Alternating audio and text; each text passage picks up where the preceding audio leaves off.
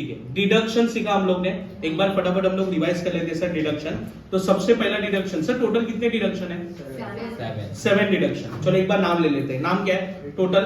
80C, 80 triple C, सी हो गया, उसके बाद 80 ट्रिपल सी, ट्रिपल सी के बाद 80 डी, 80 डी के बाद 80 डबल डी, 80 डबल डी के बाद 80 ई, 80 ई के बाद 80 यू, 80 यू के बाद TTA, और एक डिडक्शन TTA के मतलब उसका ही दूसरा TTB। Is that clear? चलो आ जाते हैं। सबसे पहले सर हम लोग ने ऐसा 80C से लिखा था, पर इसको लिखते समय जब पढ़ा था तभी सबसे पहला कौन सा डिडक्शन देखा था हम लोग ने? 80E। 80E किसके बारे में बोलता है बताओ? 80 education loan. Sir education loan लिया तो उसका जो भी इंटरेस्ट है वो इंटरेस्ट क्या हो जाएगा सर? एग्जेम्प्ट हो जाएगा। किसमें? सॉरी एग्जेम्प्ट नहीं, डिडक्शन मिलेगा किसमें? 80E में। कितने सालों तक मिलेगा सर? 8 इयर्स तक अपने को मिलेगा। ठीक है, तो अगर एग्जाम में आपको इंटरेस्ट ऑन एजुकेशन लोन आया तो उसका डिडक्शन आप लोग किसमें दोगे? 80E में। Is that clear? ठीक है सर, इसका कोई लिमिट है क्या? तो कोई लिमिट नहीं है, बट कितने साल तक मिलेगा अपने को? 8 इयर्स तक मिलेगा। Is that clear? ठीक है, दूसरा डिडक्शन हम लोग ने क्या देखा था? 80U। यू से क्या याद रखने का? Your self handicap. Your self handicap मतलब हम लोग खुद हैंडीकैप है, तो गवर्नमेंट ने क्या बोला? कितना भी खर्चा करो हम लोग को लेना देना नहीं है, बट आपका परसेंटेज ऑफ डिसेबिलिटी होनी चाहिए। परसेंटेज ऑफ डिसेबिलिटी मतलब क्या? कि आप कितने % हैंडीकैप हो। ठीक है भाई, क्या हुआ? कितना हंस क्यों रहे तू? हंस क्यों रहा है? क्या देख रहे थे? वीडियो देख रहे हैं? तो यहाँ आंसर दे। ठीक है, 80U। 80U में क्या होगा सर? 80U में योर सेल्फ हैंडीकैप। तो कितना खर्चा करते हो वो क्या हो जाएगा सर? इग्नोर। तो इसमें कंसीडर क्या करना है सर? डिसेबिलिटी। अगर अप टू 40% डिसेबिलिटी है तो कोई डिडक्शन मिलेगा क्या? नहीं। बट 40 to 80% रहेगा तो 75,000 का डिडक्शन मिलेगा, और मोर देन 80% रहेगा तो अच्छा। Question is silent about the disability, तो क्या करने का सर? पहले का भी नहीं, दूसरे का भी नहीं, बीच का लेने का। कितना लेने का? 75,000, 40 to 80%, और नीचे नोट लिखने का, it is assume the percentage of disability is between 40 to 80%। अरे समझा? ठीक है, अगर क्वेश्चन में ऐसा बोला सेवरल डिसेबल तो क्या लेने का? मोर देन 80%, मतलब कितना मिलेगा सर? 1,25,000। ठीक है, तो 80U किसके बारे में बात करता है? अगर असेसी सेल्फ हैंडीकैप है तो उसका डिडक्शन उसको किसमें मिलेगा? 80। अच्छा, मेरा उंगली टूट गया तो मिलेगा क्या? अच्छा, मेरा एक हाथ चला गया तो मिलेगा क्या? 40% में नहीं आएगा। तो समझो मेरा हाथ नहीं है, पैर नहीं है, आंख नहीं है, कान नहीं है, कुछ भी नहीं है, तो मेरे को डिडक्शन मिलेगा मोर देन 80,000, मोर देन 80%। अरे समझा क्या? चलो 80 डबल डी। 80 डबल डी में क्या है सर?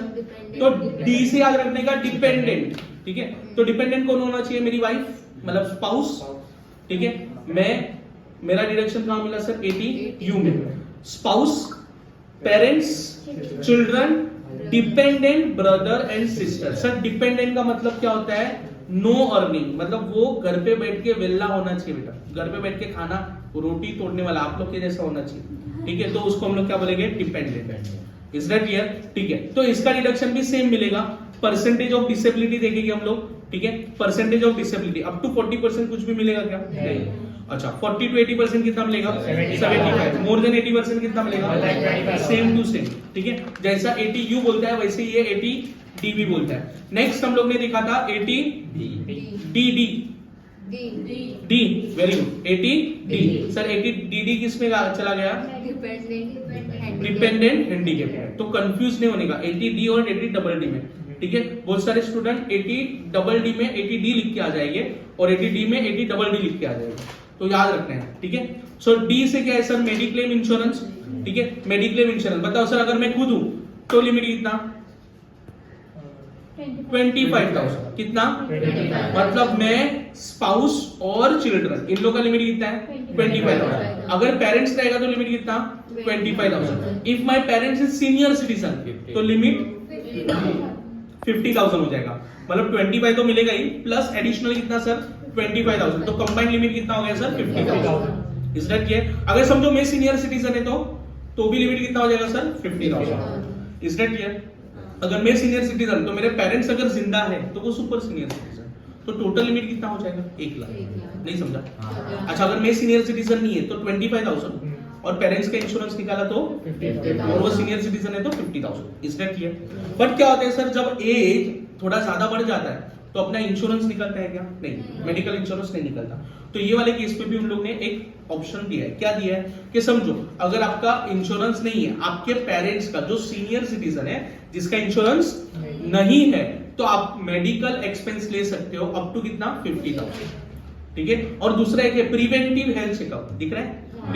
प्रिवेंटिव हेल्थ चेकअप कितना? 5,000। Is that clear? ये सब डिडक्शन अपने को कहां मिल जाएगा सर? 80D में। ठीक है। उसके बाद हम लोग ने क्या देखा? 80TTA। 80TTA कब मिलेगा sir? Interest on saving bank account. ठीक है। तो कितना मिलेगा sir? Amount received and 10,000 whichever is lower, मतलब लिमिट कितना है? 10,000। और टीटीबी किसके लिए बात करती है कि अगर कोई सीनियर सिटीजन है, सीनियर सिटीजन का सेविंग बैंक का जो इंटरेस्ट है उसके लिए लिमिट कितना रखा है उन्होंने? 50,000। Is that clear? चलो नेक्स्ट क्या? 80C सबसे बड़ा सेक्शन। टोटल इसमें कितनी आइटम्स है? 24 आइटम्स। तो गवर्नमेंट बोलता है ये 24 items is a notified investment, मतलब गवर्नमेंट के हिसाब से ये नोटिफाइड इन्वेस्टमेंट है। अगर इधर आपने पैसा इन्वेस्ट किया तो आपको किस में डिडक्शन मिल जाएगा? 80C में। चलो एक बार फटाफट रिवाइज कर लेते हैं। सबसे पहला क्या है? Life insurance premium. सेकंड क्या है? Deferred annuity. फिर क्या है sir? Deferred annuity by government. फिर क्या दिया है?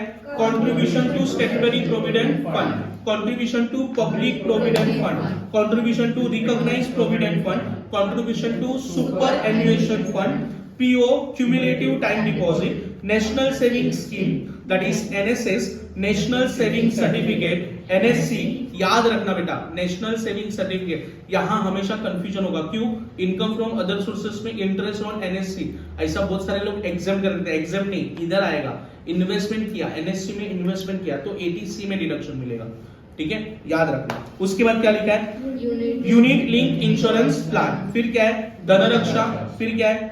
जीवन धारा, जीवन अक्षय। सर ये सब नाम है जहां आप पैसा इन्वेस्ट करोगे। ठीक है। Equity link saving scheme.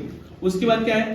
Pension fund of MF and UTI, home loan for national housing bank. फिर क्या लिखा है? Housing finance deposit, new house, tuition fee, infrastructure bonds, shares and units, bank FD for 5 years, NABARD bonds, senior citizen saving scheme और time deposit for how many years?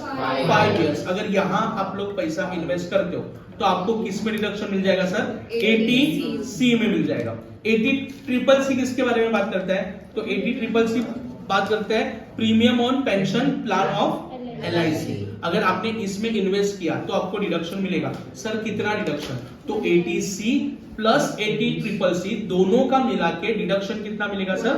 1,50,000। समझो अगर 80C में मैंने 1,20,000 का डिडक्शन लिया है, मतलब 1,20,000 इन्वेस्ट किया, 80CCC में मैंने 10,000 का इन्वेस्ट किया, तो टोटल कितना हो गया सर? 1,30,000। तो 1,30,000 का मैं डिडक्शन ले सकता हूं। समझो 80C में मैंने 1,70,000 का इन्वेस्टमेंट किया है और 80C में CCC में मैंने और 2 लाख का इन्वेस्टमेंट किया, टोटल कितना हो गया सर? 3,70,000। बट मुझे डिडक्शन कितना मिलेगा?